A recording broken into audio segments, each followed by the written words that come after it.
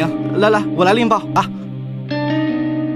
अपने first love को सामने देख टैंग काफ़ी इमोशनल हो जाता है, जिसकी वजह से उसकी तबीयत बिगड़ने लगती है। डॉक्टर सही समय पर आकर उसका ट्रीटमेंट स्टार्ट करते हैं और लियांग को बाहर जाने का बोलते हैं। लियांग टैंग के लिए काफ़ी टेंशन में दिखाई दे रही है। दूसरी तरफ हाई चैंग पार्टी में आता है। मिस्टर यू उन्हें देख कहते हैं कि मिस्टर हाई ने हमारी बहुत हेल्प की है, चलो उन्हें थैंक्स कहने चलते हैं। वो अपनी बेटी और वाइफ के साथ उनके पास जाते हैं और थैंक्स बोलते हैं। तो हाई चैंग कहता है कि मैंने अपने दोस्तों से सुना था कि तुम्हारी बेटी आउटस्टैंडिंग है। ये बात सच है, तुम्हारी बेटी कमाल की है। मिस्टर यू समझ रहे हैं कि ये याओ याओ की बात कर रहे हैं, तो वो कहते हैं कि याओ याओ मेरे लिए बहुत लकी है और उसकी तारीफें करने लग जाते हैं। तो हाई चैंग हैरान होकर उसे देख रहा होता है। फिर कहता है कि तुम्हारी एक और बेटी भी है ना, जिसका नेम लियांग है। ये सुन मिस्टर यू सोचते हैं कि हाई चैंग ने लियांग का नाम क्यों लिया, कहीं ऐसा तो नहीं कि लियांग ने इन्हें भी नाराज कर दिया हो। तभी लियांग आती है तो मिस्टर यू उसका हाथ पकड़कर हाई चैंग के सामने खड़ा कर देते हैं और कहते हैं कि चेयरमैन ये मेरी बड़ी बेटी है। मैं और इसकी माँ ने काफी साल पहले ही डिवोर्स ले लिया था। ये गांव में पली बड़ी है, इसलिए थोड़ी सी जाहिल है। इसे सोसाइटी के रूल्स वगैरह के बारे में इतना कुछ नहीं पता। अगर इसने आपको हर्ट किया हो या बदतमीजी की हो तो आपको जो ठीक लगे इसे सजा दे सकते हो।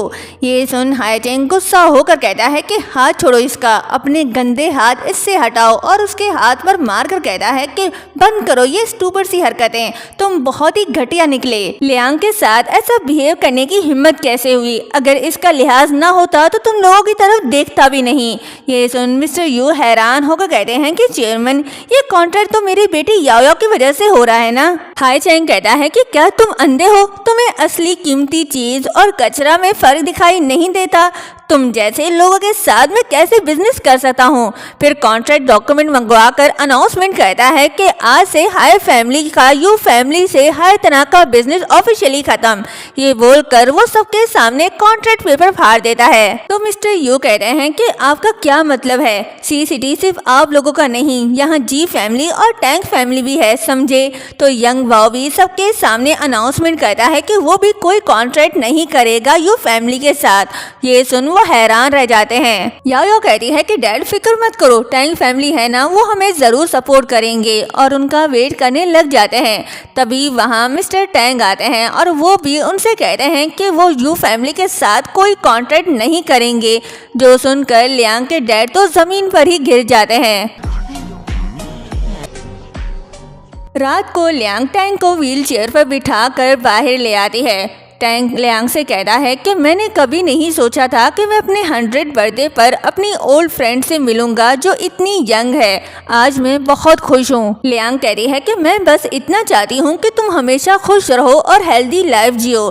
टैंग की आंखें नम हो जाती हैं। कहता है कि पहले तो लगता था कि मर भी जाऊं तो कोई फर्क नहीं पड़ता, लेकिन अब दिल करता है कि काश कुछ साल और जी सकूं।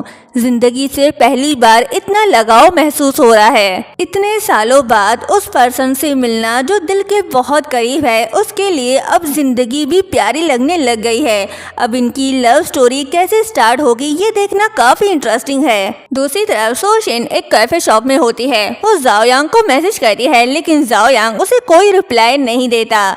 तभी उसका एक्स हस्बैंड फेंग शू उसके पास आता है तो वो उससे कहती है कि तुम यहाँ क्या कर रहे हो? अब हमारा डिवोर्स हो चुका है, इसलिए मुझसे दूर रहो। फेंग शू कहता है कि मैं तुम्हें यहाँ एक सीक्रेट बताने आया हूँ। तुम्हारा बॉयफ्रेंड अब प्रेसिडेंट नहीं रहा। मिस्टर जी ने अपने सारे शेयर्स लियांग के नाम कर दिए हैं और उसके पास अब कुछ भी नहीं है। सोशिन शॉक्ड होकर कहती है कि ऐसा कैसे हो सकता है? तो फेंग शू हंसने लग जाता है। कहता है कि उस वक्त तुम्हें लगा था कि जाओ यांग के पास पैसे नहीं, इसलिए तुमने मुझसे शादी कर ली। फिर जब तुम्हें पता चला कि वो जी फैमिली का वारिस है तो तुमने मुझे छोड़ दिया और उसके पास चली गई। लेकिन इतनी दूर भागने के बाद भी हाथ कुछ नहीं आया, सब बेकार गया। सुशिन कह रही है कि तुम यहाँ मेरी हालत का मजाक उड़ाने आए हो? तो वो कहता है कि नहीं, आज मेरी कंपनी बूम करी है और मैं पुरानी बातें भूलकर तुम्हें एक और मौका दे सकता हूँ। वापस आओ, मेरे साथ अच्छी जिंदगी जीने का चांस अभी भी है। वो पूछती है कि तुम मुझसे क्या चाहते हो? तो फेंग शू कहता है कि जी फैमिली जाकर मेरे लिए एक सीक्रेट डॉक्यूमेंट चुरा लाओ, ये काम सिर्फ तुम ही कर सकती हो। सुशिन मान गई। वो जी हाउस जाती है और जाओयांग के लैपटॉप से सीक्रेट डॉक्यूमेंट चुरा रही होती है। तभी वहाँ जाओयांग आता है, साथ लियांग भी होती है। उन्हें आता देख वो लैपटॉप बंद करके पेन ड्राइव निकाल कर खड़ी हो जाती है। जाओयांग उसे देख पूछता है कि तुम यहाँ क्या करी हो। वो लूना को इशारा करती है तो लूना उसे हग करके कहती है कि डैड, मुझे आपकी बहुत याद आ रही थी, इसलिए आपसे मिलने आ गई। सुशिन कह रही है कि मुझे लगा तुम परेशान हो गए, इसलिए मैं लूना को यहाँ ले आई। चलो ना एक बार फिर से सब कुछ ठीक कर लेते हैं। तो जाओयांग उसे बैठने को कहता है। ये सुन लियांग कहती है कि तुम्हें पता भी है कि तुम क्या कर रहे हो। तो वो कहता है कि हाँ, मैं अच्छे से जानता हूँ कि मैं क्या कर रहा हूँ।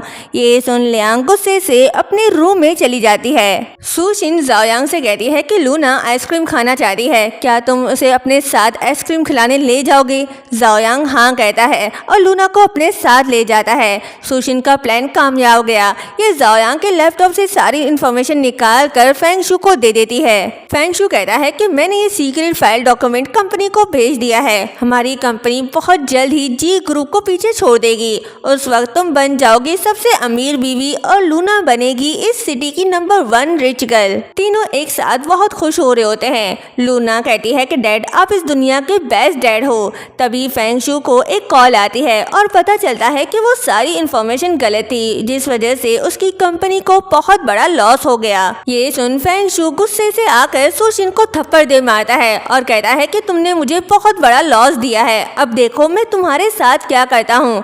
ये बोलकर वो चला गया। जिसके बाद सुशिन रोते हुए जाओयांग को कॉल करती है। जाओयांग कॉल पिक करके स्पीकर पर रख देता है। सुशिन कहती है कि जाओयांग, क्या तुमने ही मेरे सिस्टम में वायरस डाला था मुझे फंसाने के लिए? ये सब तुम्हारी चाल थी ना? तो जाओयांग कहता है कि तुमने क्या मुझे पागल समझ रखा है? तुमने ये रास्ता खुद चुना है, मैं तो बस तुम पर नजर रख रहा था। थोड़ा स्मार्ट निकला, पहले से ही एक बैकअप प्लान रेडी रखा था। लियांग ने मेरी हेल्प की और उसने रिमोटली सिस्टम में एक वायरस डाल दिया। तुम खुद चलकर मेरे पास आई, अब जो भी हुआ उसका इल्जाम मुझ पर मत डालो। सुशिन कहती है कि तुम इतने क्रूर हो गए हो सिर्फ इसलिए क्योंकि लूना तुम्हारी अपनी बेटी नहीं। अब तुम हमारे साथ इतनी बेरहमी से पेश आ रहे हो। लियांग कह रही है कि बुरे लोग हमेशा पहले शिकायत करते हैं बिना जरा सी बेशर्मी के। अगर वो तुम्हारे साथ वाकई में सख्त होता तो तुम लोग कब का अपने बुरे कामों का अंजाम भुगत चुके होते। तभी लूना कहती है कि डैड, अब ऐसा नहीं कर सकते। तो जाओयांग कहता है कि मैं तुम्हारा डैड नहीं, तुम्हारे पास खुद के डैड हैं। फिर सुशिन से कहता है कि अपनी बेटी को सही और गलत की तमीज सिखाओ और मैंने जो घर और पैसा तुम्हें दिया है वो मुझे वापस कर दो। बाकी बात मेरा लॉयर तुमसे करेगा और अब मुझे कॉल मत करना।